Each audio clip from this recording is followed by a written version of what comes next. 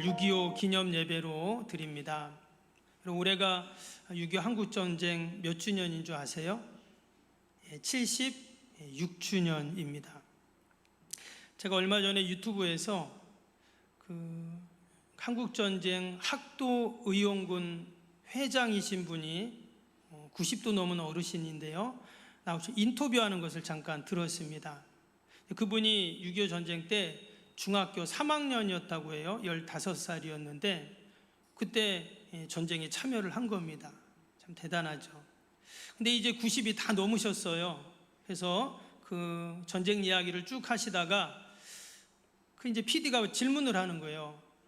어르신, 만약에 지금 저 북한이 쳐들어오면 어떻게 하시겠어요? 그랬어요. 전쟁이 나면 어떻게 하겠냐고 그랬더니 하나도 머뭇거리지 않고 뭐라 그러시냐면 싸워야지 그러시더라고요. 90이 넘으셨는데도 그런 얘기를 하는 것을 들었습니다. 여러분, 만약에 정말 지금 저 북한에서 쳐들어와서 여러분 전쟁이 일어나면 여러분 어떻게 하시겠습니까? 싸워야죠. 우리나라 사람들은요, 뭐 어린아이건 어른이건 남자건 여자건 이 나라 사랑, 민족 사랑이 지극합니다. 여러분 혹시 이 영화 보셨나 모르겠는데요, 2010년에 개봉했는데 한번 띄워주실래요? 포화 속으로라는 영화입니다. TV에서도 몇 번 했는데 이게 이제 6.25 전쟁을 배경으로 한 그런 영화예요. 그런데 특별히 이 영화의 배경이 바로 우리 포항입니다. 포항.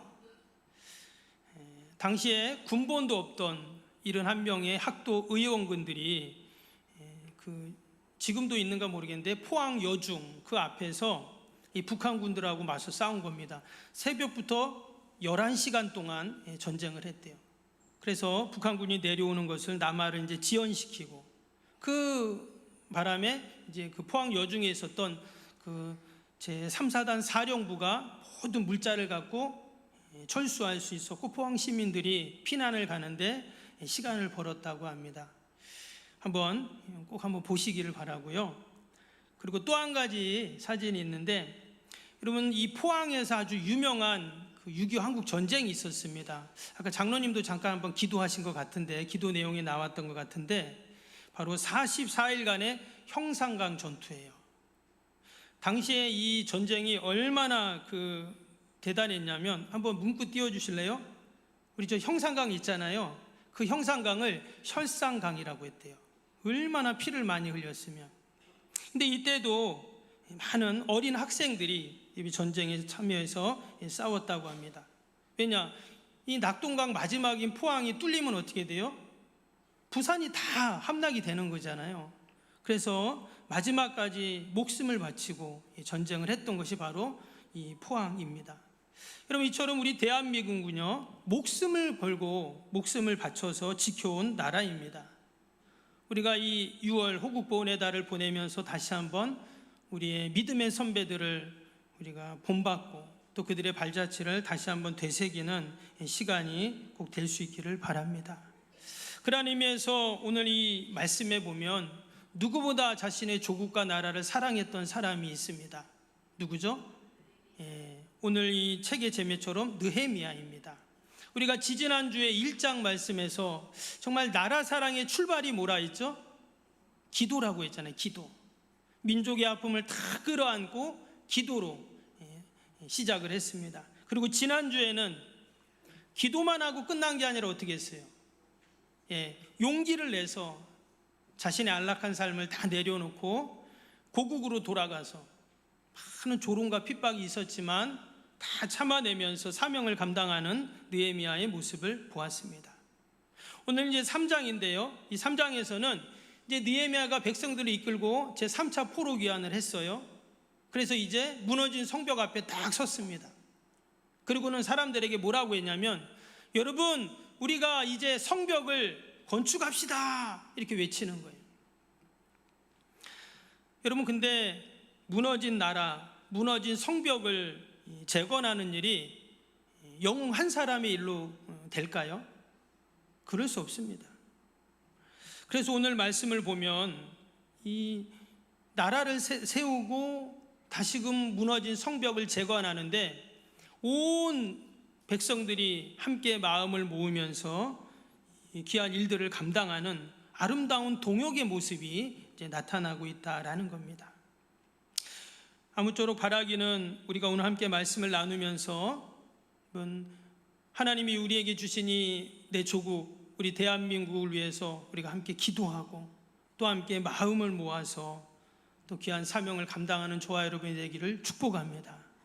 무엇보다 우리가 오랫동안 기도했던 이 성전 건축이라는 이 본격적인 첫 발걸음을 앞에 둔 이때에 우리가 어떻게 하면 함께 동역하고 함께 마음을 모을 수 있을까를 또 생각하는 귀한 시간이 될 수 있기를 바랍니다.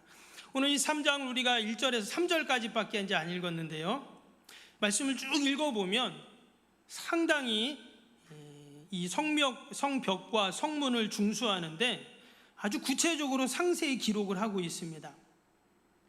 그러니까 우리가 생각하기에는 성벽을 재건하고 성문을 달았다, 이렇게 한 줄이면 간단할 것 같은데 오늘 말씀을 읽어보면요 3장 전체를 할애해서 그 내용을 기록하고 있다는 거예요. 누가 참여했고 또 어떻게 했고 이런 내용들을 특별히 한 명 한 명 이름을 꼼꼼하게 다 기록을 하고 있다라는 거예요. 여러분, 과연 이스라엘 백성들에게 있어서 이 예루살렘 성벽은 어떤 의미였을까요? 오늘 이 3장을 보면은요 중간중간에, 그러니까 성벽 중간중간에 성문이 있습니다. 오늘도 1절에 보니까 양문이라는 문이 나오죠. 그러니까 우리로 치면 뭐 서울에 뭐 동대문, 남대문 이런 거 있잖아요. 그런 처럼 성벽에 있는 문인데 양문이라는 문으로부터 시작해서 무려 10개가 나옵니다. 어문, 옛문, 골짜기문, 분문, 샘문, 수문, 마문, 동문, 또 마지막 31절에 보면 한밑간문이라는 또 문이 또 딱 나와요. 그리고 또 중간중간에 보면 4개의 망대가 나옵니다. 각각의 문의 용도 또 이제 의미도 다 다른데요.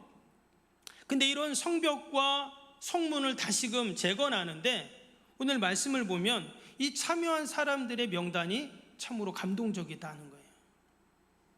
그들의 신분, 직업이 아주 다양합니다. 오늘 1절 한번 다시 한번 읽어볼까요? 오늘 1절 말씀 다시 한번 보시면, 그때 대제사장 엘리야십이 그의 형제 제사장들과 함께 일어나 양문을 건축하여 성별하고 문짝을 달고 또 성벽을 건축하여 한 메다 망대에서부터 하나넬 망대까지 성별하였고, 여기 보면 지금 대제사장이 다른 제사장들과 함께 이 성벽을 달고 문을 달았다, 지금 이 얘기를 하고 있죠.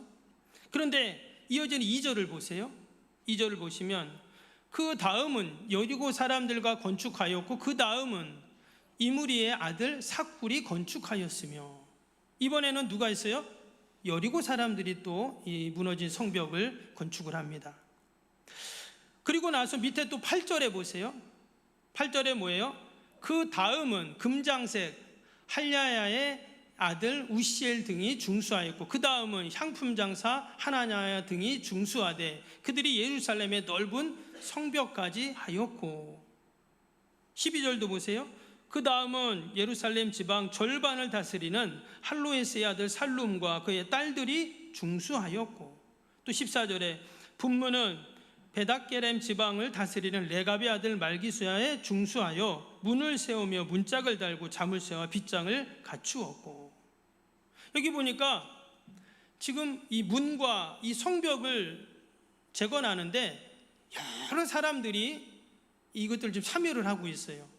특별히 8절에 보니까 아까 금장색은 이제 금 세공하는 사람을 말하거든요. 그리고 또 향품 장사도 나왔습니다.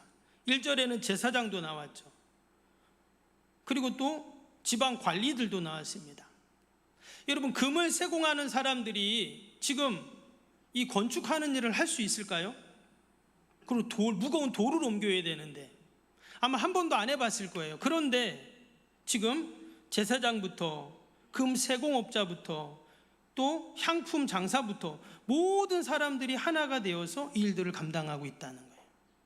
아까 12절에는 보면은요 딸들이 나왔습니다. 여러분, 고대 사회에 노동을 하는데 여자들이 나오지 않거든요. 근데 지금 여자들까지 힘을 보태고 있어요. 즉 직업과 성별과 지위가 다 달랐지만 예루살렘 성벽이라는 큰 과업을 앞에 두고 마음을 같이 했다, 그 말인 거죠. 그리고 우리도 교회에 보면 다양한 그런 분들이 계십니다. 직업도 다릅니다. 또 세대도 다릅니다. 보세요. 얼굴도 다르죠. 성격도 다르죠. 생각도 우리가 다 다르잖아요. 그렇죠? 그런데 여러분, 진정한 연합이 뭘까? 동역이 뭘까? 서로의 다름이 불평과 갈등의 조건이 아니라 하나님이 각자에게 주신 달란트, 은사로 우리가 여길 때 저분이 부족한 걸 내가 채우고 또 내가 부족한 부분을 저 사람이 채워주고, 여러분 이럴 때 거룩한 연합과 동역이 이루어질 줄로 믿습니다. 아멘. 여러분, 성전을 건축하는데 목사님이나 건축위원이나 아니면 몇몇 직분자들이 성전을 건축하는 게 아니죠. 우리 온 석병교회 온 성도들이 여러분 함께 할 때 하나님이 기뻐하시는 거룩한 성전이 지어질 줄로 믿습니다. 6.25 한국전쟁 때 그 어린 학생들이 한 번 총을 들어본 적도 없을 텐데 목숨을 바쳐서 함께 힘을 보태고 하나 되었을 때 지금 우리가 이 나라 민족, 우리 대한민국을 지켰던 것처럼 우리가 함께 마음을 모을 때 여러분 이러한 놀라운 구원의 역사들이 일어날 줄로 믿습니다. 특별히 우리 어르신들 어때요? 어르신들은 기도할 수 있잖아요. 그리고 우리 젊은 분들은 헌신하고 또 우리 아이들도 그 고사리 같은 손으로 함께 할 때 여러분 아름다운 성전이 지어지고 또 주님의 교회가 세워질 줄로 믿습니다. 우리가 그러한 의미에서 우리 옆에 있는 분에게 이렇게 한번 얘기해 봅시다. 사이좋게 지냅시다. 또 아름다운 동역을 이룹시다 해보세요. 우리가 사이좋게 아름다운 동역을 이루어야 귀한 과업을 이룰 수가 있습니다. 두 번째로 진정한 동역은요, 나의 삶의 자리로부터 시작이 됩니다. 오늘 이 느헤미야 3장 말씀을 보면 지금 많은 사람들의 이름이 등장을 하는데 이들이 어떻게 지금 성벽을 건축하고 재건했는가 하는 거예요. 어떻게? 오늘 10절 한번 볼까요? 밑에 10절에 보니까 그 다음은 하루맘의 아들 여다야가 자기 집과 마주 대한 곳을 중수하였고 그 다음은 하삼리아의 아들 핫두수가 중수하였고 그랬어요. 밑에 또 23절에도 한번 볼까요? 그 다음은 베냐민의 핫숲이 자기 집 맞은편 부분을 중수하였고 그 다음은 하나냐의 손자 마아세의 아들 하사랴가 자기 집에서 가까운 부분을 중수하였고 28절도 볼까요? 마문 위로부터 제사장들이 각각 자기 집과 마주대한 부분을 중수하였고, 여기 지금 계속 우리가 읽으면서 반복되는 말이 뭐냐면 지금 이 사람들이 이 무너진 성벽을 재건하는데 어디 먼 곳에 가가지고 뭐 한 게 아니었어요. 어디에 했다고요? 자기 집과 마주대한 부분. 그러니까 우리 집이 있으면 우리 집 앞에 있는 성벽을 재건한 거예요. 그러니까 멀리 이동하면서 힘을 빼지 않고 뭐 나는 저 제일 좋은 문, 제일 좋은 곳, 내가 여기에 욕심내지 않고 내가 가장 잘하는 곳, 매일 눈으로 보는 곳, 그곳을 자기 집 앞을 그렇게 재건했다라는 겁니다. 또 여러분, 우리가 나라 민족을 위해서 어떻게 하면 나라를 사랑할 수 있을까? 우리가 뭐 거창한 구호를 외치지 않아도 된다는 거예요. 오늘 이 말씀에 비추어 보면 어떻게 해요? 먼저 나의 삶의 자리, 그게 나의 가정일 수도 있고 나의 일터일 수도 있고 하나님이 나에게 맡겨주신 그 자리를 어떻게 해요? 굳건하게 지켜나가자는 거예요. 그래서 혹시나 내 삶에 무너진 예배의 재단은 없는가 살펴보고 또 관계에 있어서 깨어진 관계의 틈은 없는지 살펴보고 나 하나쯤이야 뭐 나는 없어도 되겠지 이런 생각이 아니라 어떻게 해요? 내가 먼저 나가서 우리 집 앞에 성벽을 내가 먼저 그렇게 성실하게 쌓아가는 겁니다. 여러분, 그럴 때 하나님의 놀라운 구원의 역사가 일어날 줄로 믿습니다. 저는 이 성전 건축도 마찬가지라고 생각합니다. 여러분, 눈에 보이는 거대한 성전을 올리기 전에 먼저 내 삶에서 무너진 영적인 재단을 우리가 수축해야 되겠죠. 나 예배의 자리를 돌아보고 또 나의 기도의 자리를 돌아보고 또 하나님이 주신 나에게 그 사명의 자리를 돌아보는 것. 여러분, 이것이 바로 우리가 첫 번째로 지어야 할 여러분 새 성전 건축인 줄로 믿습니다. 누군가는 헌신하겠지, 이게 아니라는 거예요. 내 집 앞, 당연히 내 집 앞은 누가 해야 돼요? 내 집 앞은 내가 쓸어야 되잖아요, 그렇죠? 내 집 앞부터 그 기초를 쌓을 때 여러분 굳건하게 세워지는 은혜가 분명히 있을 줄로 믿습니다. 그리고 또 한 가지가 있는데요. 오늘 2절을 다시 한번 볼까요? 2절 말씀에 그 다음은 여리고 사람들이 건축하였고 또 그 다음은 이물의 아들 사쿨이 건축하였으며, 이게 보면 그 다음은이라는 표현이 계속 나옵니다. 밑에도 볼까요? 4절에도 나와요. 그 다음은 또 나왔죠. 그리고 또 밑에 보면 또 그 다음은, 또 밑에 보면 그 다음은, 이 4절에는 3번이나 나왔어요. 5절에도 나옵니다. 7절에도 나오고 8절에도 나오고 9절, 10절, 11절, 16절, 17절, 18절 계속 나와요. 마지막 31절까지. 그 다음은 누구? 그 다음은 누구? 그 다음은 누구? 이게 무슨 말이냐면 성벽이 길 거 아니에요. 그런데 여기서 여기까지는 누가 건축하는 겁니다. 그리고 그 다음부터 여기까지는 또 누가 하고, 여기서부터 여기까지는 또 누가 하고, 이게 계속 이어서 빠지지 않게 그렇게 했다는 거예요. 여러분, 누군가의 그 수고가 계속 이어졌다는 거예요. 그러니까 한 사람이 헌신합니다. 그럼 그 다음 사람이 그 헌신의 자리를 이어가는 거예요. 그러니까 틈이 생기지 않도록 계속 이어갔다, 이렇게 말합니다. 우리가 이 말씀을 보면서 여기서 아주 영적인 의미를 우리가 이제 찾을 수가 있는데, 여러분 사단마귀가 언제 틈탈까요? 사단마귀. 여러분 사단마귀는요 늘 끊어진 틈을 이용합니다. 끊어진 관계의 틈, 불평과 서운함의 틈, 그 틈을 이용해서 들어와서 그렇게 우리를 공격하게 되어 있다는 거예요. 그런데 지금 이 백성들이 그 다음은 사람들이 계속 그 헌신이 틈이 없이 연결되니까 어떻게 해요? 대적들이 들어올 틈이 없는 거죠. 이제 4장부터 보면은요, 이제 본격적으로 이제 성벽 재건을 이제 이루는 과정이 나오는데 온갖 방해와 또 방해 세력들이 다가와요. 그런데 마지막에 결국 6장에 가면 어떻게 되는가? 6장에 가면 모든 성벽과 성벽 그 성문을 중수하는 모든 과업을 52일 만에 기적적으로 이제 다 완공을 하게 됩니다. 어떻게 이것이 가능했다고요?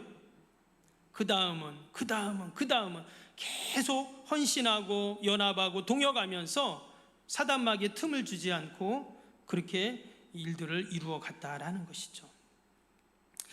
그리고 우리의 눈물의 기도가 우리 다음 세대들의 비전이 되고, 또 우리 목사님이나 장로님들의 수고와 헌신이 또 우리 성도들의 순종과 헌신으로 이루어지고, 여러분 이럴 때 우리가 기도하고 소망하는 이 새 성전이 분명 아름답게 지어질 줄로 믿습니다.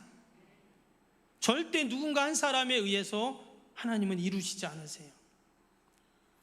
우리가 아름다운 동역과 연합과 하나됨을 통해서 사단마귀가 틈타지 않고 어떤 공격에도 우리가 능히 승리하는 그런 은혜가 분명히 있을 줄로 믿습니다. 서두에 6.25 전쟁에 대한 포항에서의 전투를 말씀을 드렸는데, 여러분 그 71명의 그 어린 학도병들, 한 번도 총을 들어본 적도 없는 그 학생들이 어떻게 전쟁터에 나가가지고 그렇게 싸울 수 있었을까요? 아마 혼자라면 불가능할 거예요.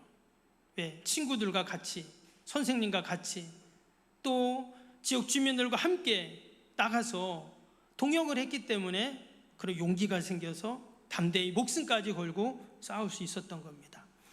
여러분 느헤미야도 마찬가지예요. 지금 느헤미야 혼자 이 일을 감당할 수 없습니다.